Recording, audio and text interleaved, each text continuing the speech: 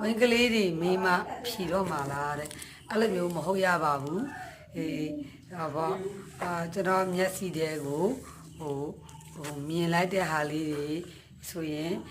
ကျွန်တော်တွေ့သွားတဲ့ဟာတွေမြင်သွားတဲ့ဟာတွေဆိုရင်ကျွန်တော်ဖြီပေးပါတယ်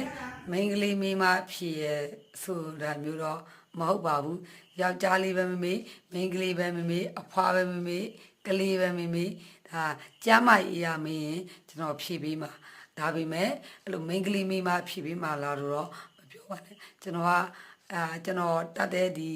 စေပညာလေးတွေကျွန်တော်ကပြည်သူလူထုအားလုံးအတွက်ကိုဒါစေတနာမေတ္တာနဲ့ကျွန်တော်မျှဝေပေးနေတာအကိုပြောတယ်လို့မျိုး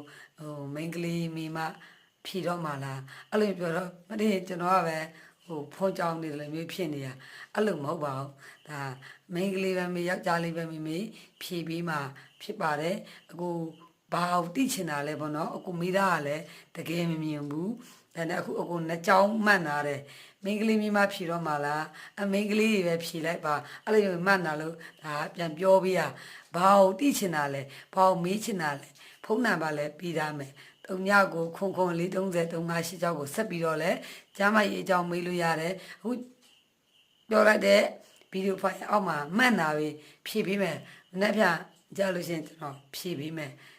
ဆေးကူပြီးလို့ဒါအားလက်တဲ့ဒီလိုညအချိန်လေးတွေမှာကျွန်တော်စာရီဖတ်တဲ့စာရီရေးတဲ့ဆေးအကြောင်းလေးမိတာလေးတွေကိုဖြည့်ပြီးတဲ့ကြံတဲ့လူတွေလည်းကြံသွားမယ်တွေးလို့ဖြည့်လိုက်တဲ့လူတွေလည်းဒါဖြည့်ပေးလိုက်တယ်အဲ့လိုမျိုးစိတ်လုံးဝမရှိပါဘူးကျွန်တော်တောင်းပန်ပါတယ်